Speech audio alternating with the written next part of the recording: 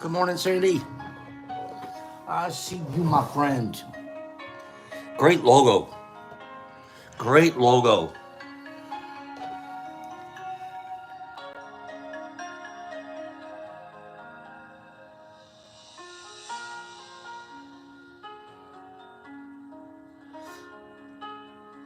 Imagine in the next month or so we'll get more information going about this.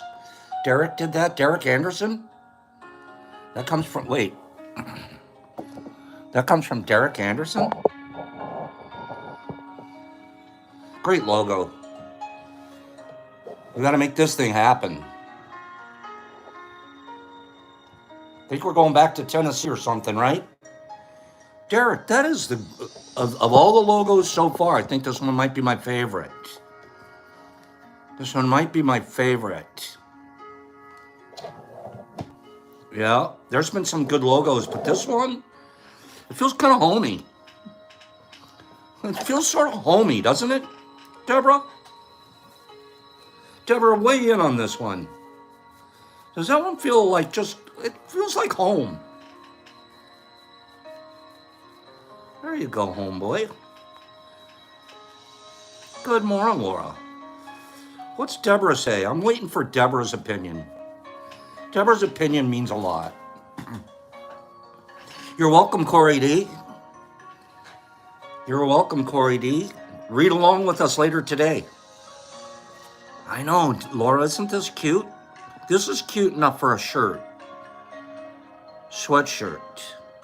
Deborah says I like it. It's very homey. That's a good one. You did good, Derek Anderson.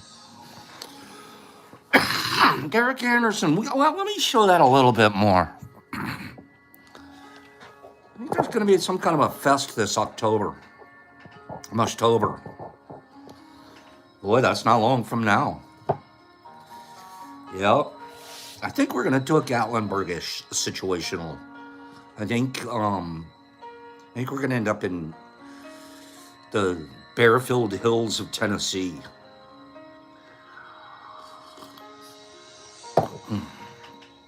Isn't that great?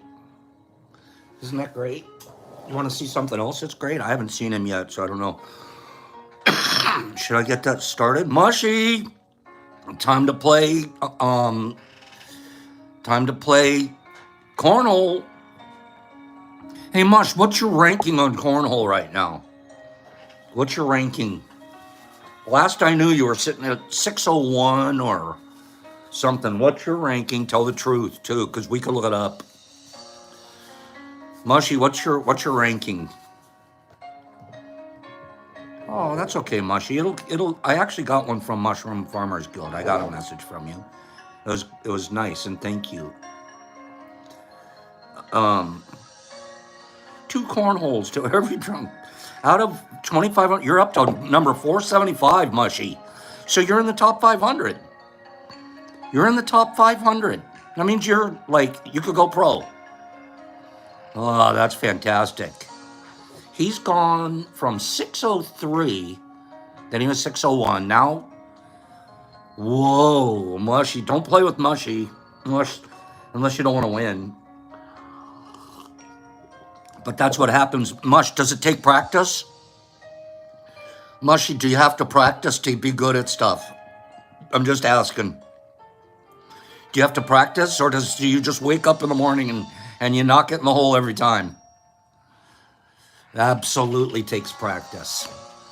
That's exactly what Pops has been telling you kids all along. It takes practice. Has anybody seen Free here this morning? Has anybody seen Free? Takes a lot of practice. Actually, you're welcome, Mushy. That's a great job. Hope to see you soon.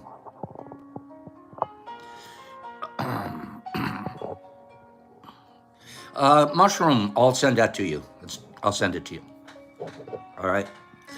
Okay. I haven't seen Free this morning. Has anybody seen Free? I need Free. I need to be free. Has anybody seen Free this morning? free the ancient ones. Glad to hear that, homeboy. Good morning, Carlotta.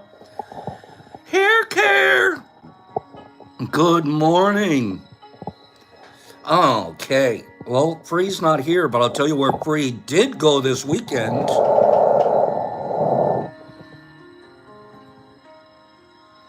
That's where Free went to the snail trail. That's where Free went this weekend. I'll just wait till we see Free so I can share some more of these pictures. He did a road trip. He took one of the emotional support mushrooms on a road trip. First of all, look at that background. You sure you didn't just post him up next to a postcard? You know how Free could try to fake us out? That could just be the mushroom sitting in front of a postcard. Who thinks that this is... I need that folder. Who thinks this is a postcard? Or who thinks this is actually on the way to the Salt River? Which one?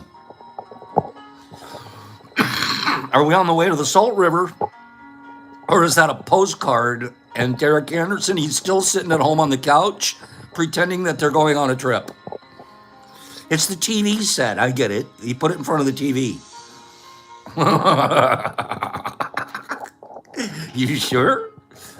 You know what we can do nowadays. I'm not sure where he got the windshield with the little bird action on it, but maybe that's part of the postcard.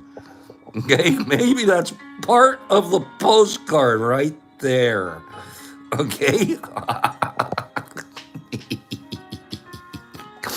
Oh, good morning. There's a couple more pictures. He hasn't even sent me most of them, but he was teasing me this weekend. Goes, guess it's going on a road trip. Yeah, it does sort of look Utah-ish. Let's guess. But he's in Arizona. Well, guess who's going on a road trip? And he brought his beautiful girl, Carrie. Carrie's with him. Carrie the Smiling Crago. Good morning, everybody. Is it a good morning? Give me 5 people. 40 people here, 16 likes. Oh, I don't even talk about likes anymore here. I don't, because it sounds like I need you to like me. I don't. I need you to like so we can spread the message to more people, so more people will watch and get their groove on, start figuring out how to holistically heal, spiritually and emotionally. Physically, Good morning. Is it a good morning? Paige says it's going to be a good morning for the rest of the day. The rest of the day. Now the likes are climbing. Your kids are back on the ball.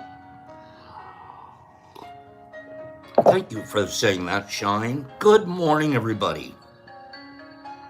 We're going to discuss a couple of interesting factoids this morning. Matter of fact, maybe I'll just get started with that. How's that sound? Hags! Is there Hags here? Hey, so Sandy and I were talking this weekend.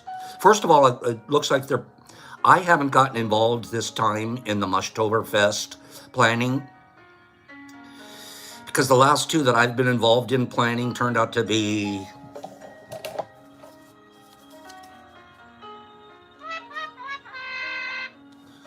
one. We were supposed to have this big, beautiful place. We ended up in a hotel and a teeny little cabin on top of a mountain. One, we were supposed to have a mansion on the river in our own dock. When we ended up, you could only have 10 people there, and the guy was living in the garage. So my last 2, we still had a good time, no question about it, but my planning's a little off. My planning. I guess I'm not very good at planning big events. I don't know who this year's planners are yet, but it looks like we're already putting a logo together. And wherever the Mushtoberfest is this year, Brock and I will be there. And we'll also send whoever's scheduling it. Oh, it was such a good time. Really a really good time, even though it was in my basement. and garage. Whoever, I don't know. You guys got to figure it out. And just tell Pops where to go. I'm like a Ken doll. All you have to do is dress me up and send me out with Barbie. I'll go wherever you guys tell me to go. I'll bring Brock with me, and I'll send a bunch of money to help. Like I'll send a bunch of money. Shh, I'm bribing somebody. Handle it, Mushtoberfest. You guys are out there doing it, okay? Okay. One more thing. Who likes this idea? Who likes this idea? Could you imagine your front door? Who is it? It's Pops. And I have Sandy with me. Penny, can we knock on your door? We can make it that far. Hags. Hags, we're here. Our car's parked in the driveway. Hags, here we are. That's a knock you would love to hear. Hags, it's Pops. Sandy's with me. Does anybody like that idea? If Sandy and I were on the road, would you send us your address? Let us show up? You don't have to let us into the dirty apartment. That's okay. But if you want us to look at a mono tub, we'll tell you what we think. And then we'll all go to lunch. How about it was a quick swing through Wisconsin? Was, where's Choop? So, all this joking around, but Sandy and I, in the back of our minds this weekend, we've started an idea of road trip. Road trip. I can do this if Sandy wants to drive. I wouldn't mind doing a road trip, but I want to be passenger boy. I want to be passenger boy, and I just want to read the map and tell you where to stop. I'll be in charge of texting people we're on our way. Sandy and I might do a couple of week road trip. Oh, I know you can drive, Sandy. So, can you imagine that? Drive around to a few people and just go to lunch with them and say hi, give hugs. And then if you're doing a grow, we'll step in there and show you what we think we know. Help you out a little bit as you help us. That's right. So that's in, Sandy, what would you call it? It's in the beginning phases of maybe we're planning it. It's in the beginning stages of maybe we're planning this. But I want to get around the United States, use it as a reason to do some traveling, but also use it as a reason to some of you people in your own world. I'd love to get up to New York. Get up to see Street Glide too. There's a bunch of people in New York that we work with. I'd love to go climb one of Cleanie's trees. Has anybody, check out IG. I want to climb one of Cleanie's trees. Carlotta, I know he's a good driver. I'm looking forward to that. Yeah. I've never been to New England, Penny. Not New York, Massachusetts, New Hampshire, Mushmouth. Who can get around? Does anybody want to feel like climbing one of Cleanie's trees? Let me know.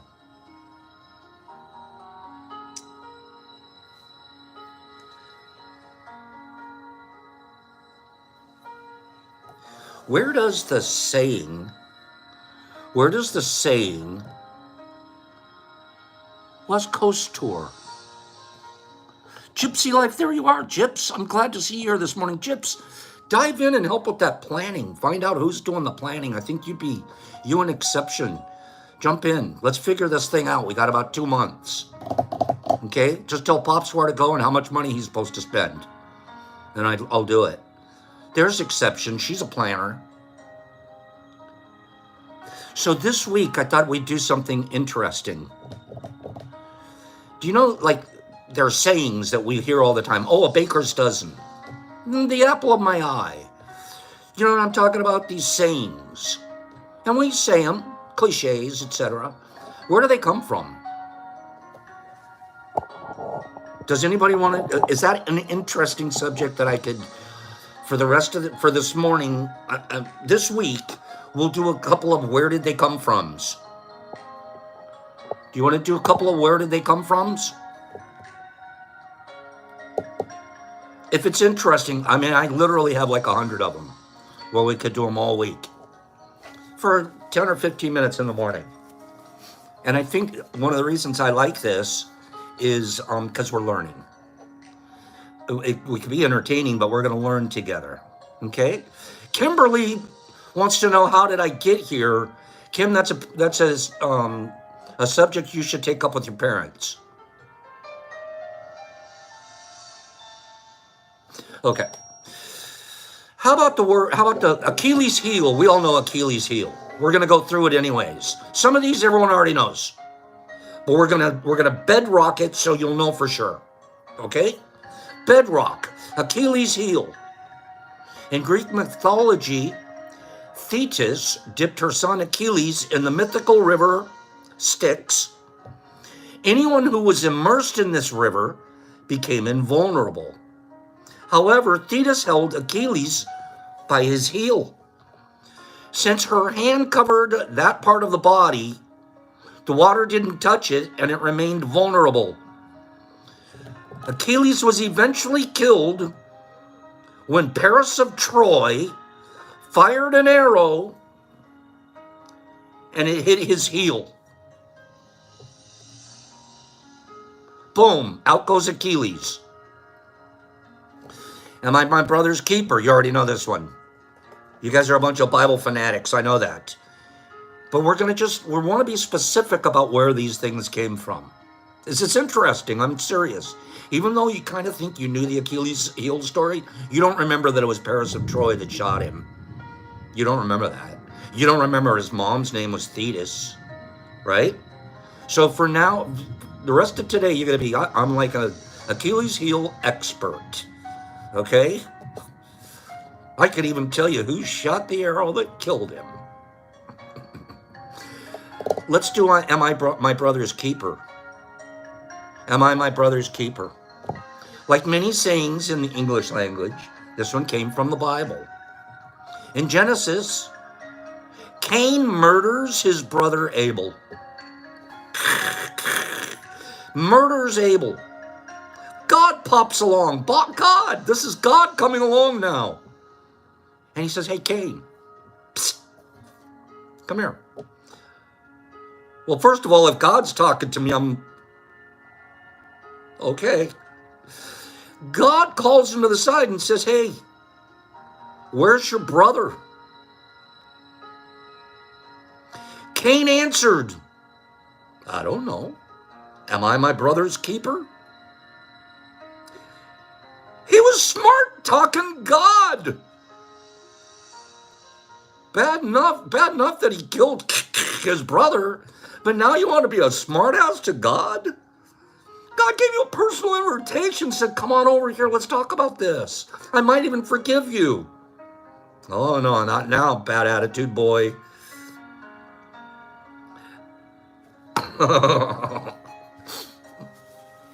Okay, you just missed him. He went that way, God. Apple of my eye. Badgie's like, but I thought God would have already. Of course, Badgie, yes, God knew he was testing Cain's honesty. He was testing if Cain's impeccable. First of all, it's hard to be impeccable if you're a murderer and you just murdered your brother. So God sort of set him up, didn't he? It was sort of a God setup. Apple of my eye. How about that one? You want to go apple of my eye? This phrase also comes from the Bible. I didn't know that. I thought it was like William Tell, apple of my head or something like that. This phrase comes from the Bible. Psalm 17:8. The writer asks God, keep me as the apple of your eye.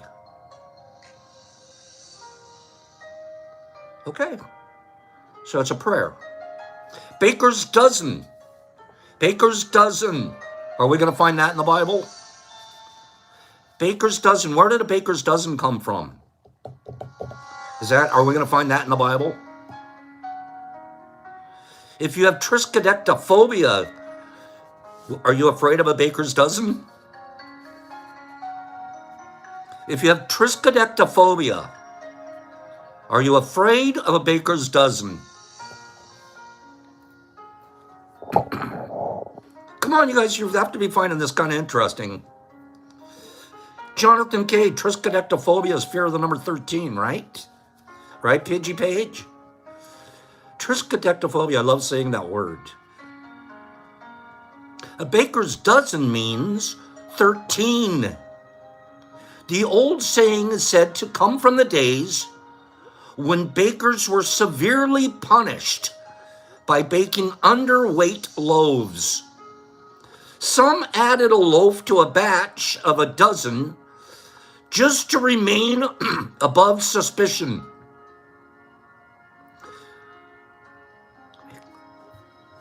I do that with my grams. A baker's grams. No, Pop's dozen. I do that with my grams because I'm always worried that someone at the other end is going to be weighing them. I wanted 14 grams. This came out to 13.92 Pops. Wow, I really blew that one. Let me just, from now on, I'm sending 16. You're supposed to get 14. I send 16.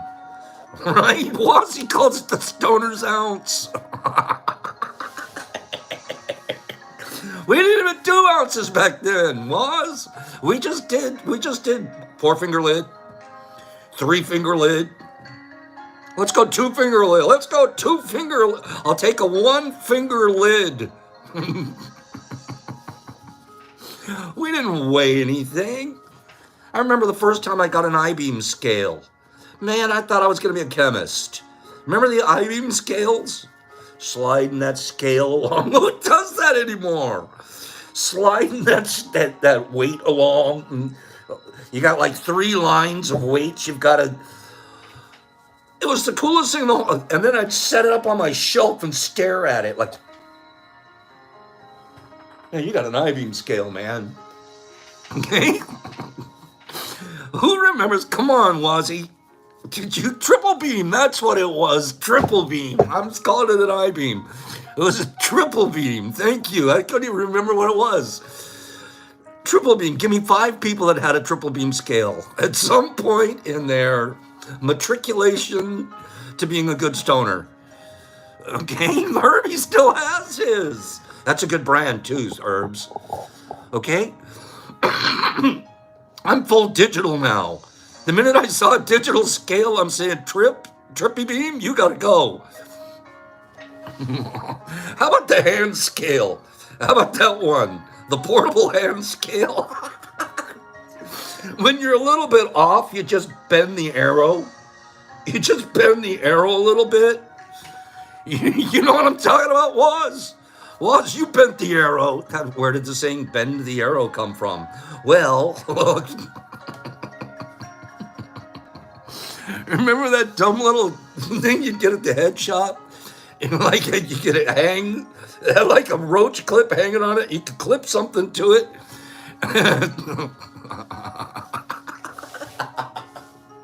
The most inaccurate thing was a gator clip. The most inaccurate thing you could ever have. Why'd we count that? Like, oh, that's a nickel off. I can't remember, man.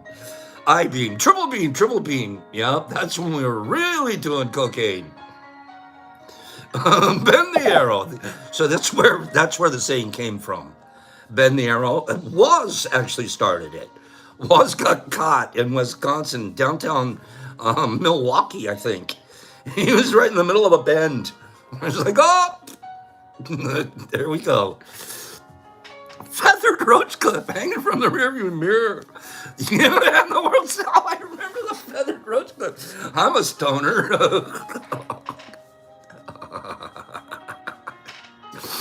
Okay, these are the kind of things that make me laugh. We've only done 3. We've done an apple of the eye. We did a baker's dozen, and now I'm out of control. Okay. Jesus Christ. Oh, it was a throwaway toy in the 25-cent machine. Okay. Oh, Mushy's using one right now. Mushy, go long. Tell your girlfriend, has your girlfriend stopped, Mushy? Or is she still going long? Okay. Beat about the bush. How about beating around a bush? Where the heck did that saying come from? Beat around the bush. When hunting birds, some people would beat about the bush to drive them out into the open. Then others could easily catch the birds. I won't beat about the bush came to mean I will go straight to the point without delay. Speaking of beams, we've been talking about beams for about an hour now. On your beam ends. On your beam ends. Nobody says that one. Forget it. Beeline. Beeline. Word beeline. Notice that these are in alphabetical order. We're only at B's, you guys. We have a whole week. Okay? Harbor Freight Scale. Jesus Christ, you're out of control. Beeline. In the past, people believed that bees flew in a straight line straight to their hive. Boom, straight at it. So if you made a beeline for something, you went straight for it. We find out bees don't fly in straight lines anymore. So don't make a beeline. You'll be buzzing all. If you want to do a beeline, I'll see you there in about an hour. Okay, it's going to take me about 4 minutes to get there, but I'll do a left and a right. You try a beeline. See you in an hour. Okay. How about a bigwig? Mr. Bigwig. Pops thinks he's a bigwig. You ever notice that about that guy? He thinks he's such a bigwig. Gossip about me. What a big wig. This old saying means in the 18th century, many men wore wigs because we didn't want to shampoo our hair. So creepy. They were so dirty. Like, I'm just going to have a grease mop on top of my head, but don't worry about it.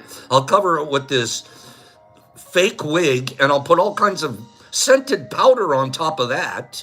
White scented powder, so you can't smell the top of my head. Let's go do it. Let's go to Parliament now. Why don't you just go to take a bath? No, I got my big head, big wig. In the 18th century, when many men wore bigs, the more important men thought, the bigger my wig, the more important I'll look.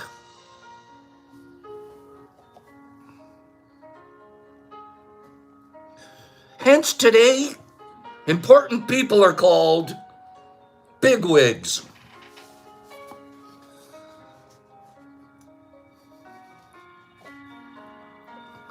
That's disgusting.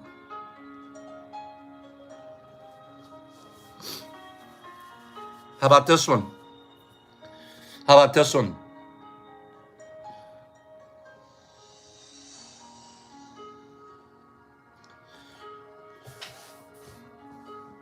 I'm coming up with a fun one here.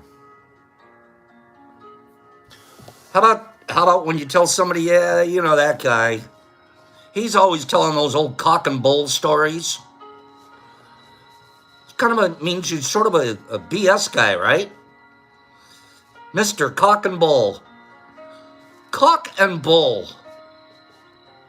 A cock and bull story. The phrase was first recorded in the 17th century.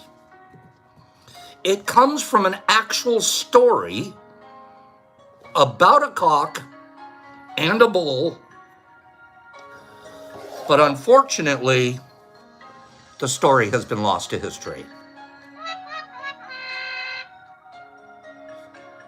Well, then how do we know? How come? We don't even know what the story's about, but I would want to at least find out that the cock told the bull a lie, or the bull faked the cock out, or something. What if they ended up being best friends and climbing Mount Kilimanjaro together, raising a flag? How is that? We would be misusing the story the whole time. Oh, the cock and bull are both BSers?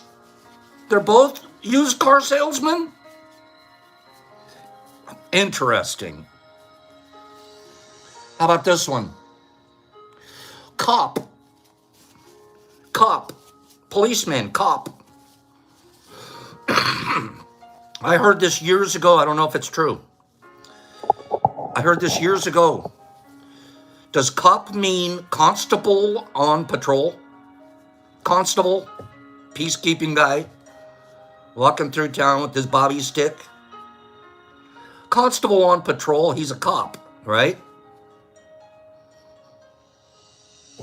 The old world cop meant to grab or capture someone's attention or capture them.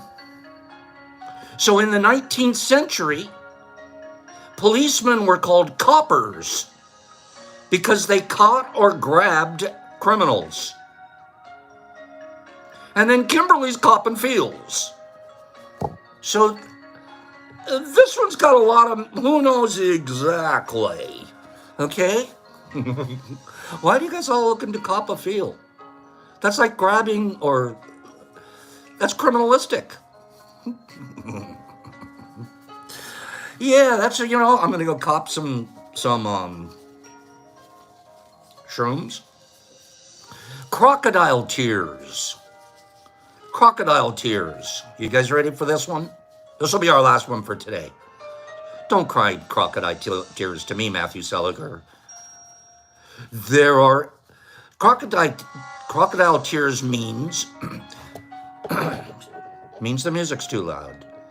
Means they are insincere displays of grief or sadness. It comes from the old belief that a crocodile wept insincerely if it killed and ate a man.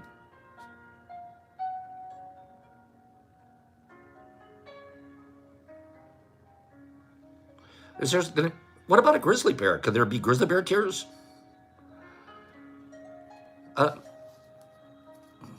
want it to be something like more anatomical, like they can't cry.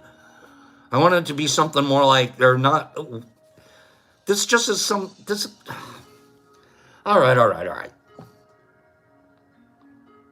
Okay, final one. What the dickens is going on around here? What in the dickens is going on? Anybody ever said that in their whole life? Have you ever said it?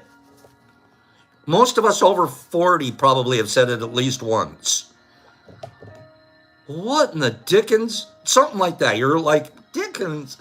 Yep. Somewhere along the line, you either used it on someone or it was used on you when you were caught in the act of bending the arrow was. What the dickens? The old saying does not come from the writer Charles Dickens.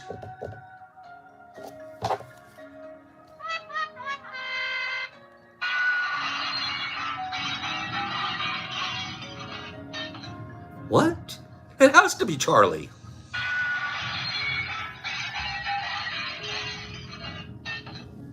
No, Emily was Dickinson, right?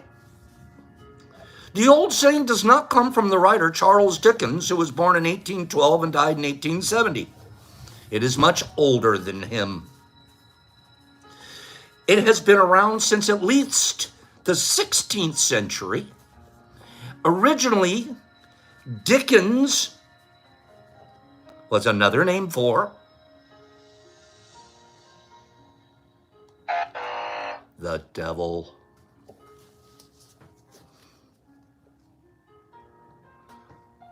What the Dickens is, what the devil game plan is going on around here? I always thought it was Charles Dickens.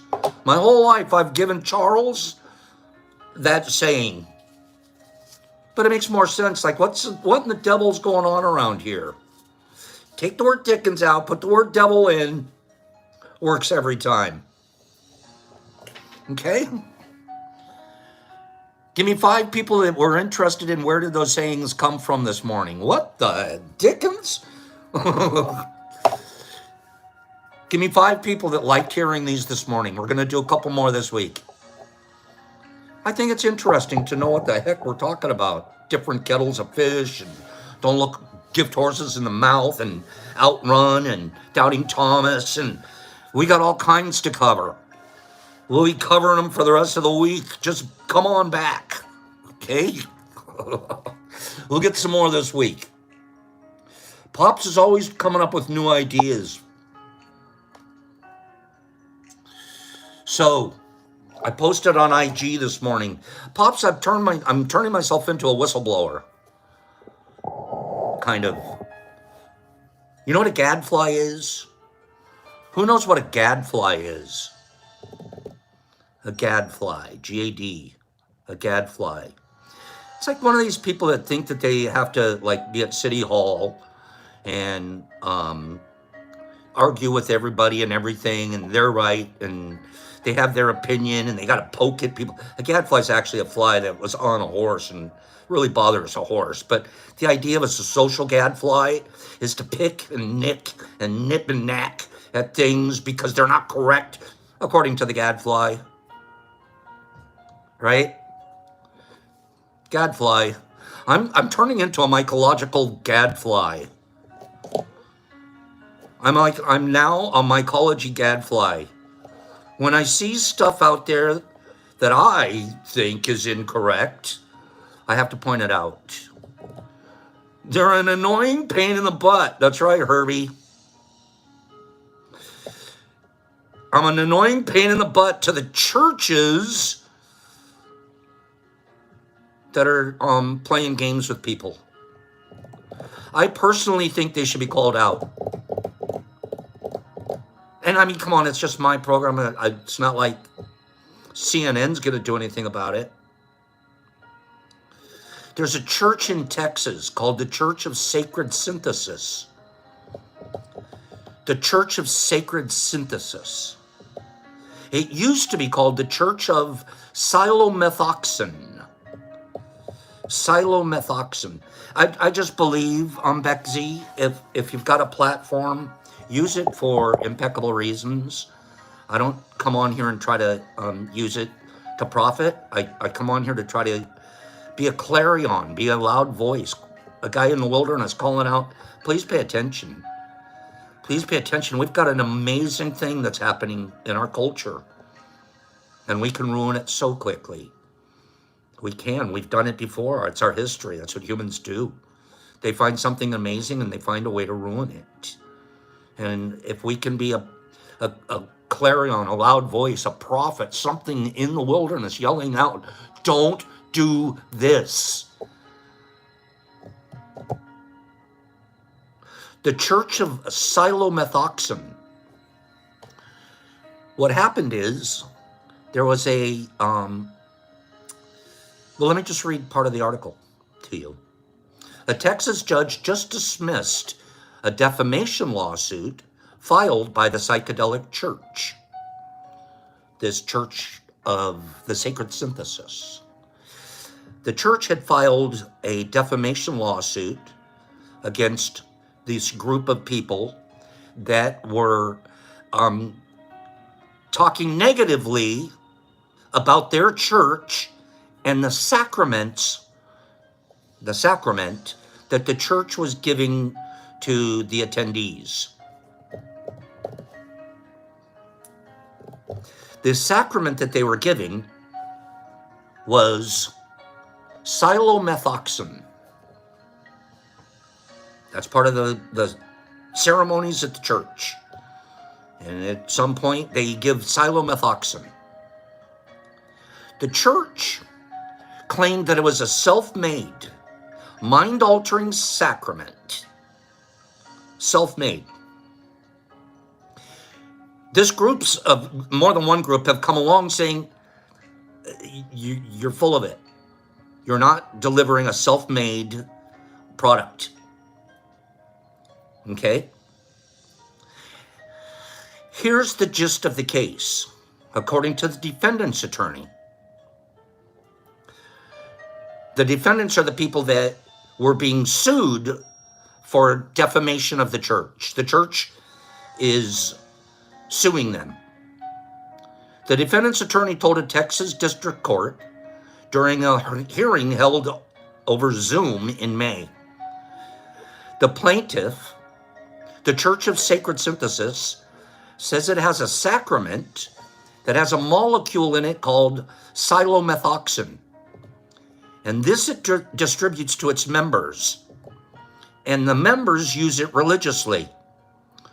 The church not only makes the substance, but it also offers the sacrament for sale on its website.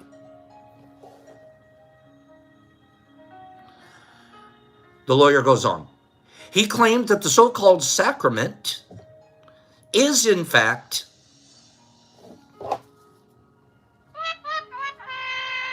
magic mushroom. By all credible proof, magic mushroom. And that the church is distributing this substance, calling it some sacred synthesis, silomethoxam. The church is, quote unquote, committing a possible public health risk and, frankly, fraud, Your Honor, unquote. The co-defendants therefore acted in the public interest, he suggested, when the organization published an article that claimed the church was misrepresenting the use of this sacrament. The subsequent furor in the psychedelic community has gone down in lore. Is this interesting to you guys? Is this interesting? I'll finish this article if it is. We have a church out there saying, we have this special little thing that we do that only us do, and it's a special sacrament, and it's only ours, and we're using it in our religious ceremonies. And another outfit came along and said, you guys are full of it. And here's why. It's magic mushrooms, and you're being fraudulent. Oh, we are not. We're going to sue you now. The case was thrown out. Lawyer Greg Lake, who was a former member of the church, and he represents the plaintiff, told the court in response to the defendant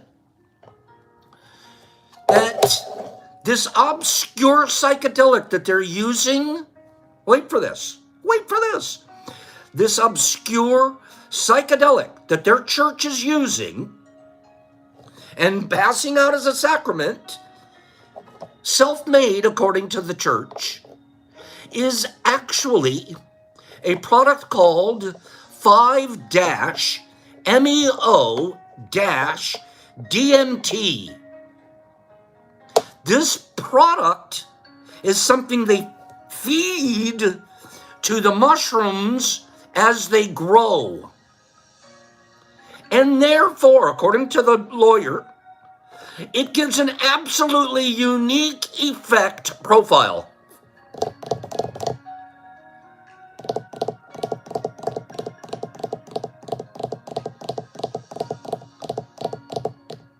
I don't know how they're getting a toad to lick the mushroom before it grows, but they are. Supposedly adding some magic little chemical feeding mushrooms, which you don't do, by the way.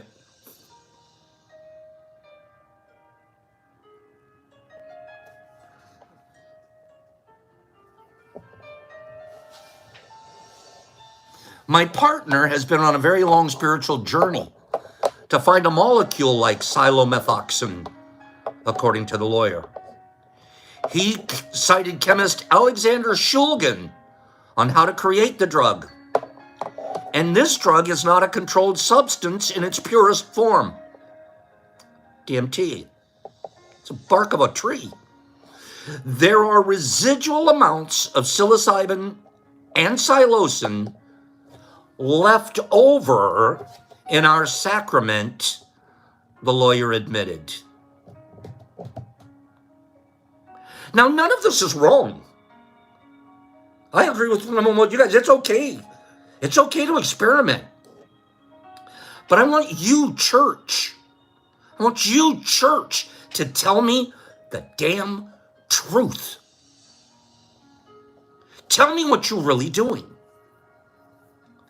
Don't pretend we have some secret science substance. Tell me what you're doing. Educate me on maybe even how. But certainly you can't sue another group that comes along and says, you got to watch out for what that church is saying. We're not quite sure they're telling the truth over there.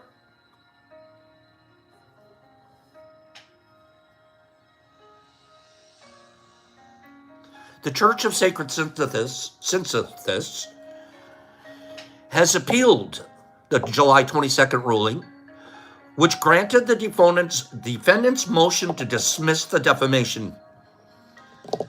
The church continues to hope that it has definitive proof of the existence of silomethoxam in its sacrament. And then, as you can see what happened in this case, you can't just go willy-nilly, person to person, and ask for a test to test your stuff. Representatives of Psychedelic Today, Simsocia, and others who were among the defendants have not responded for requests for comment to this. We are very thankful for the representation and getting the judge's ruling to dismiss this case. Now we can move past this and get back to the real work.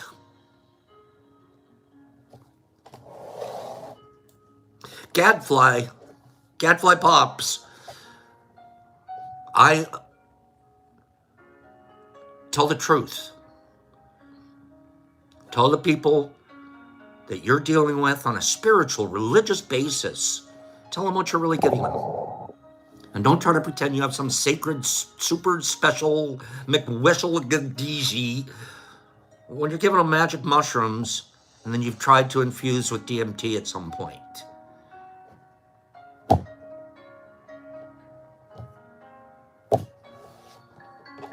Give me 5 people who agree with Pops this morning.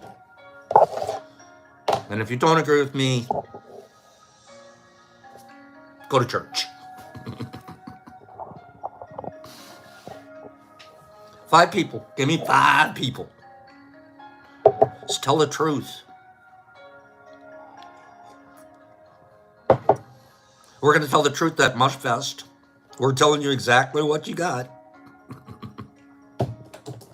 Open honesty. Stop this. And there's all kinds of churches popping up and little situations here and boop over there, and we have the special message and we do it different than everybody else. And no, you don't. No, you don't. Passing out a beautiful natural medicine. Tell the truth.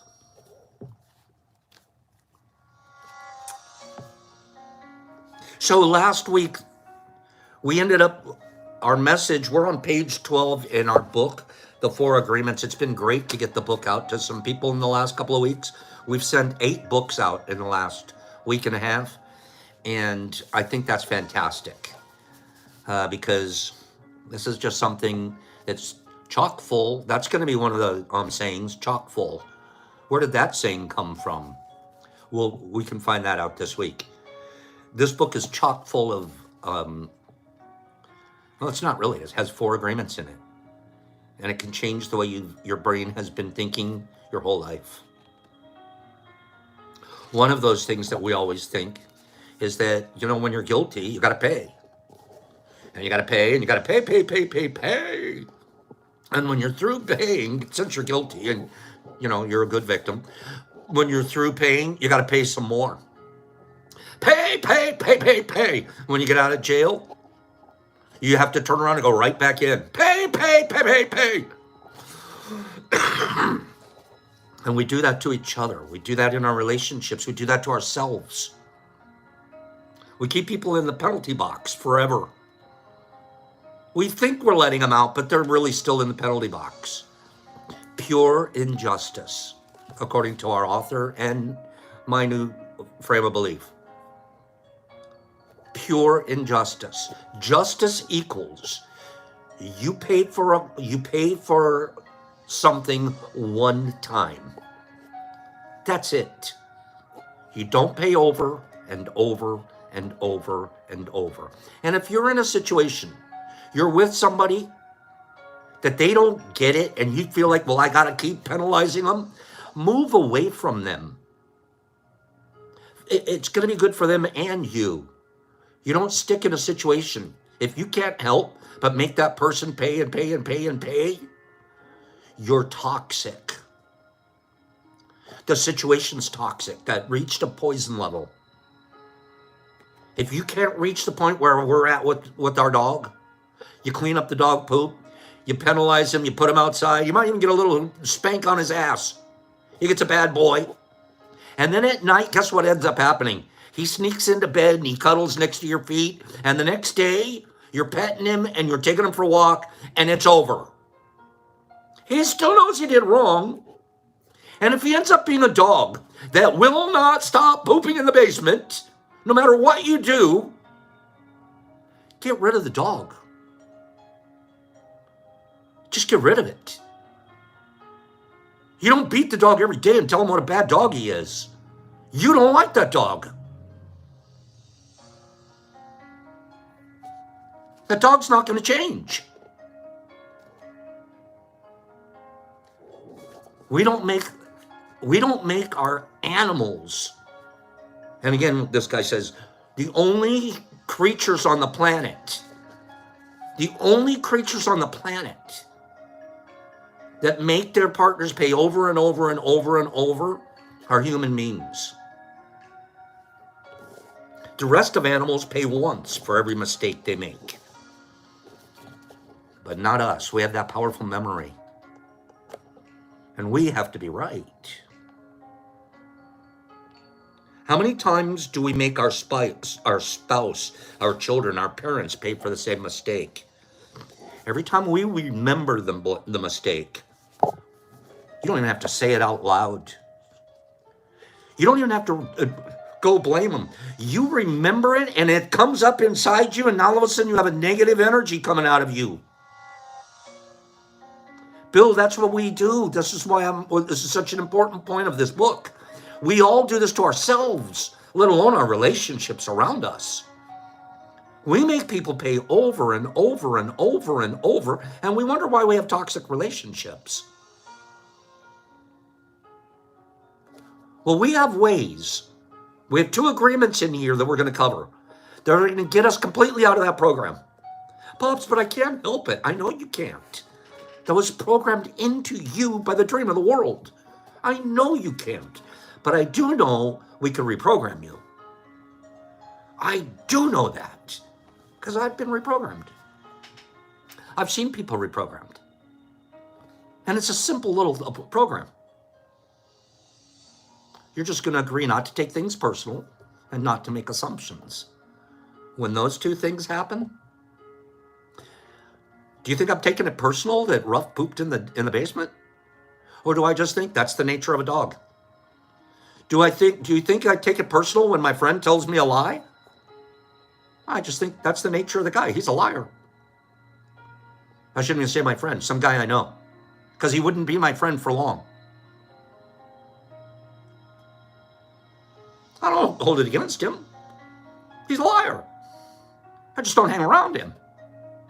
I avoid liars. Get it? We pass Holman, and then I'm going to call his girlfriend and tell her, and then I'm going to get a bulletin board or a billboard, and then I'm also going to put it on an airplane, fly it over his house. I want everybody to know he's a liar. I could care less. I could care less. I had to have taken it really personal to hire the skywriter, didn't I? That's taking it like, oh, just a little too far, Pops. But it's not too far to pick up your phone and gossip about the guy. That's not too far. We do it. We send them all this emotional poison. And we make them pay again and again and again for the same mistake. The ones I did this to the most were, back in the day, my wife. Our fights weren't even current. Our fights were like what happened 6 months ago. We didn't even have anything current to fight about. Well, there's nothing current. Let's just go back to like January. Remember in January? Oh, yeah, January. That's right. I'm not sleeping with you tonight. What is wrong with us?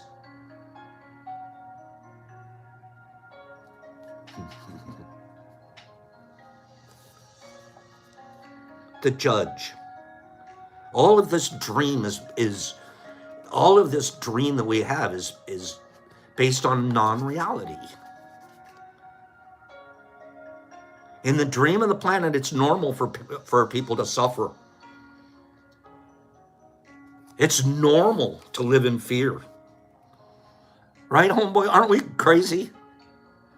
It's normal to create emotional drama. It's normal. I watched my mom and all the ladies in the neighborhood do it at least twice a week. Coffee clutch. Off they'd go to one of the ladies' houses and they'd sit around at a table drinking coffee, smoking Marlboro cigarettes like out of this world, ashtrays piled this high that the kids had to clean, and all they would do is sit around. Do you think they were trying to save the world? Were they talking about, like, let's start a new church with silomethoxin? What do you think they were doing? They were gossiping about anybody that wasn't there.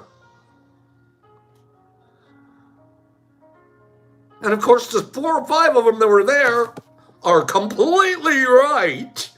And the other ladies that aren't there, well, it's nice sending them some emotional poison, isn't it, Matilda? It's what we do. We gather in groups and do it. Not this group. We stopped that on day 1 here. We don't gossip. Not this group. This isn't going to be a group that gathers and gossips. It's not going to be a group that gathers in politics. It's not going to be a group that gathers in religiouses. It's going to be a group that does 3 things. Laugh. Laugh our butts off. Learn. And then help each other. It does. It sounds just like that TV show, The View. Or any of those TV shows. I don't mean to pick on The View. Let's gather in groups so we can remember the past and drag 74 people through the mud.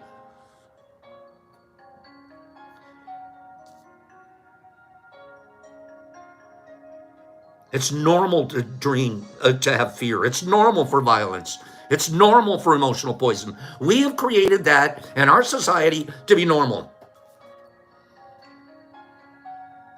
If we look at human society, we see a place so difficult to live that it's actually ruled by force.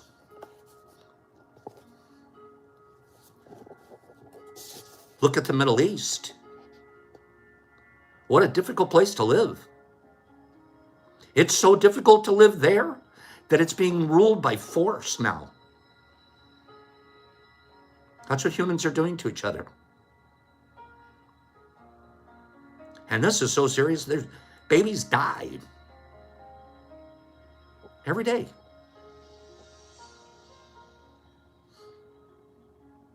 It may exist at different levels in different countries around the world, but fear is what's controlling them.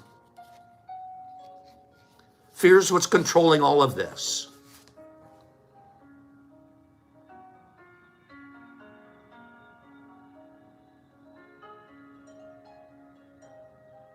Look at every one of these situations around the world, geopolitically at least. It's all based on fear. It's all based on fear. It's all based on the fact one person can't reach across the border, shake the other person's hand, and split bread with them. Instead, I'm so afraid. I'm afraid you might be right and I could be wrong. I'm afraid linearly. Everything's on a linear level. Right, wrong. And the world isn't right and wrong. Animals that live out in nature are not right and wrong. And they're not fighting each other. Matter of fact, the last deer I saw let all the other deers in the neighborhood know, uh-oh, I think I smell a human. He makes all kinds of noise and they run off together, take care of each other. His fear turned into peace.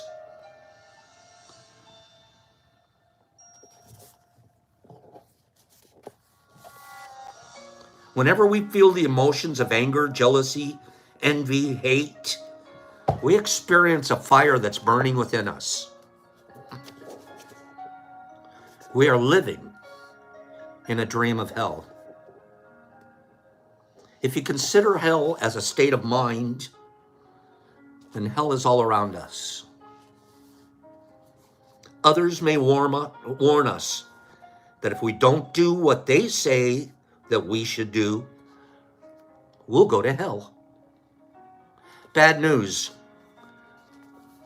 We're already in hell. The dream of this world is already hell. Anybody that thinks this world's operating on a heavenly level, let me know right now by giving me a comment. No, Pops, I think you're wrong. I think we're really, all of us humans are pretty angelic. The system of the world's actually really holy. You can't say that. You can't.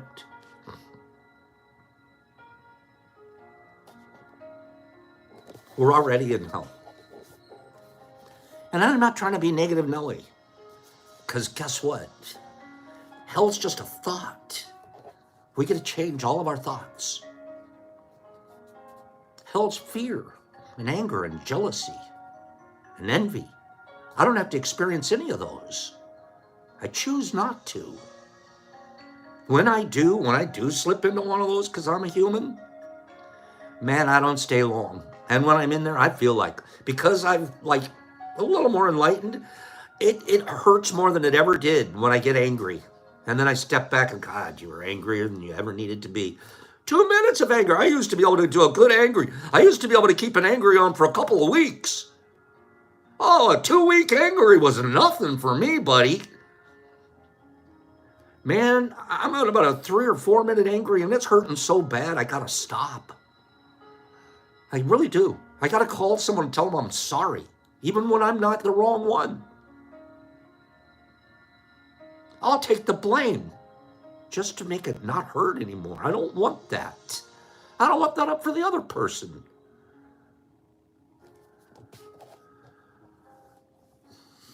No, that was really good. I could have held an anger for a long time. There you go, Kimberly. A healed part of you won't. That's why when we break our heart and it re-heals, that part will never break that way again. It'll never have to feel that again. No human can condemn another to hell unless he's already there. I can't condemn you. You're either there or you're not. No human can condemn another to hell because we're already there. We already have a system of fear and jealousy and emotional poison. Others can put us into a deeper hell. People around us. Oh, they can make it deeper. Because you let them. Because you aren't going to practice, because you're not practicing one of the 4 agreements, which we're going to teach. If you're not practicing one of the 4 agreements, it's real easy. It's real easy that, man, my anger can start getting bigger and stronger and better.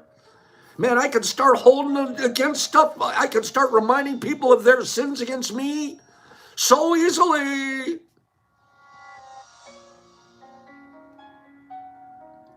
Every human has his or her own personal dream. And just like the dream of society, it's ruled by fear.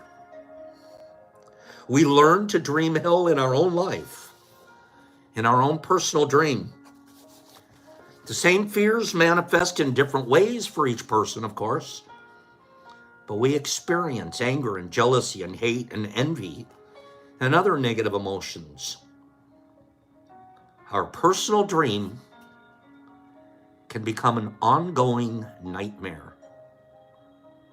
Well on our way to complete mental distress, emotional, spiritual. Our personal dream can also become an ongoing nightmare when we suffer and we live in fear and we live in anxiety and we live in depression and we live in most of these places, I'm going to tell you, are self-made. There's balance, there's imbalances, there's people with chemical imbalances, I know that. As a matter of fact, I'm one. But I don't have to take a chemical to balance myself. I have to change my dream. We don't need to dream a nightmare. It's very capable. We are very capable of enjoying a pleasant dream. All of humanity. I'm one more paragraph here, and we'll be done for today. Is this a good message? Is this a good message? I know I'm sort of sounding like I'm pounding on us right now, and I'm us. We're setting the foundation for where we started and where we're going to go and how we're going to get there. That's what we're going to do. We're admitting this is where we're at, and boy, can we get somewhere different. All of humanity is searching for truth, justice, and beauty. We are on an eternal search for the truth because we only believe in the lies that have been stored in our mind. We are searching for justice because in the belief system we have, there is no justice. We search for it internally, intrinsically. There has to be justice. There has to be. Because we don't see it around us. Our society is not just. It's not just that somebody owns a yacht and somebody else doesn't have a biscuit for dinner. That's our world. That is not just. And that person's going to wake up every day and barely get a biscuit. This other guy, he's paying a crew just to wash his boat.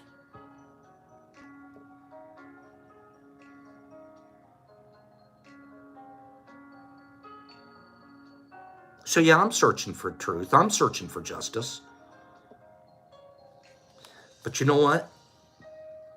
It starts with me. If I can't be honest with myself, if I can't be just to myself, if I can't forgive myself, move towards a more open space of goodness and kindness, I can't expect the yacht skipper to. That wouldn't be just, would it? Would it be just of me to expect something from you, Mushmouth, that I don't do? Preach at you and tell you, and I'm not doing it? No, but that's what we do. We live in injustices until we start recognizing which ones they are, and we know we can change them.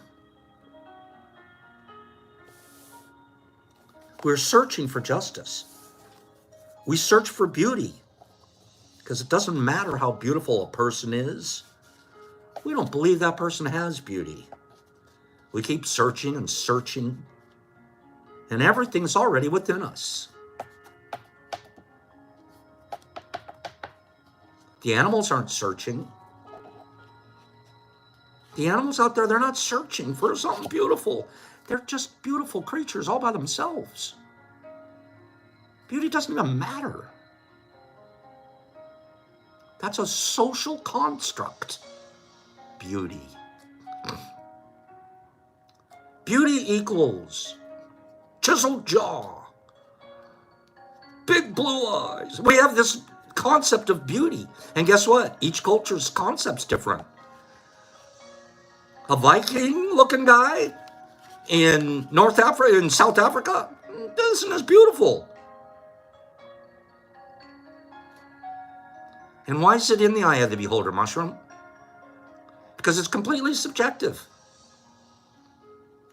There is no universal beauty.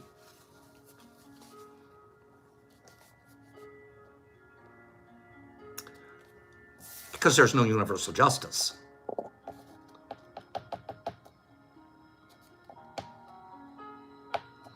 There is no truth to find.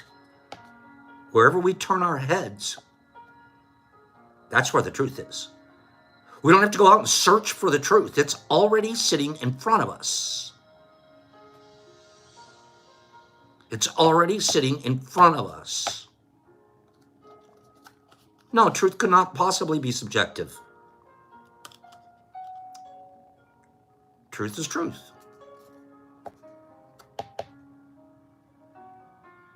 There is no truth to find. Wherever we turn our heads, all we see is truth. But with the agreements and belief that we have stored in our minds, we don't even see the truth. We have no eyes for it. We don't even know what it looks like. We don't even know what the truth looks like, because we're wandering around in this world of this dream of hell. We don't see the truth because we're blind. What blinds us are all these false beliefs that we have in our mind. We have the need to be right and make others wrong. We trust what we believe, and our beliefs set us up for suffering. It's as if we live in the middle of a fog that doesn't let us see any further than our own nose. We live in a fog that's not even real. My personal fog's not even real. It's just my personal fog. You sitting on the couch, you depressed, you're anxious, you can't get out of your own way. Your little fog, it's not real. It's not real. But you're choosing to believe it. You're choosing to not look beyond the tip of your nose. You're choosing to not practice. You're being given the program of what to do and how to practice, and you we'll look at it every day for about an hour. But then after that, you turn it off and you don't do anything till tomorrow, and you go look at it again. What was your practice time? The more you practice the 4 agreements, the faster the fog will lift. The fog's a dream. It's your personal dream of life. It's what you believe. It's all the concepts you have about what you are.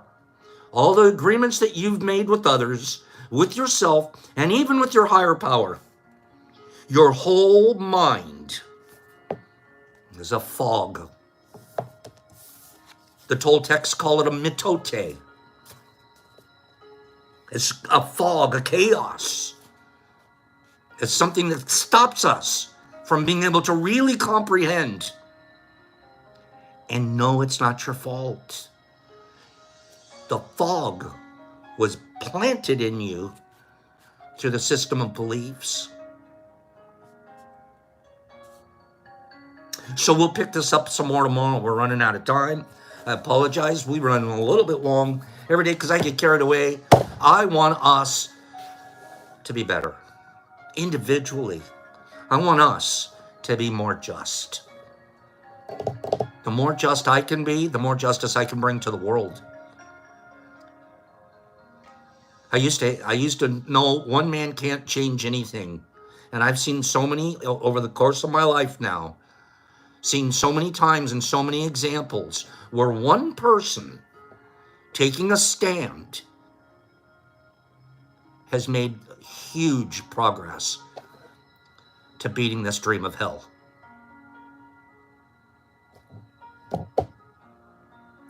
So let's make progress. Thanks for being here today. We'll see you guys here tomorrow. Same mush time, same mush channel. We're going to have a great week. We're going to talk about this book. We're going to talk about some more mycology stuff. And we're going to learn, where did that saying come from? Okay? Go have a beautiful day, my friends. And later this week, we'll be doing some giveaways. But we're watching the giveaways because I don't want a lot of traffic at the post office right now. So it's just something I'm working on. Have a great day, you guys. Thanks for being here. 77 people. That's a really nice count. Mike Barabal and Mushroom Farmer and Wazzy, love you, bro. And Shiny, you too. Cat Meow, Zilla, and JC, Mushmouth, Herbs, and D. Anderson. D, great work out there. Michael Patterson, True. And Beck Z, thank you, Beck Z. Mushy, and Mr. Phillips, and Shine, and Kimberly Bolden. Progress, absolutely. No one's going to be perfect while they're here, but we can sure be progressed. Homeboy, Sid Hunter, Mushy, Herbs and Pennypack, I love you too. Rob, I love you, man. Sandy, have a great day. Homeboy, Hags, Pops, peace, love. Rob, good job. D. Anderson, Lao Tzu, good guy. Dustin, Michael Allen, bye-bye. Mr. Mars, Pacers. Rob, thank you, me too. Pennypack, Shine. Trenty, there's my Trent. Jesus Christ in Australia. Jolie, hi Jolie, 5280. All day long, go uplift strangers.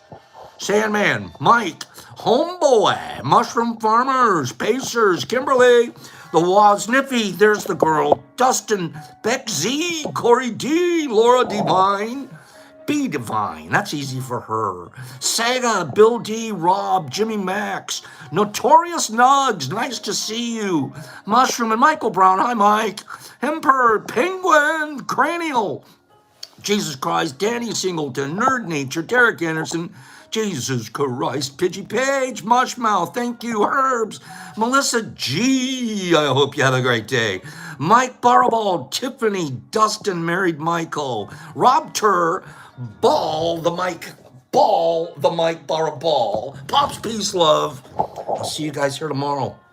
See you, Saturn, and Two Hawks, and everyone else popping on. See ya tomorrow.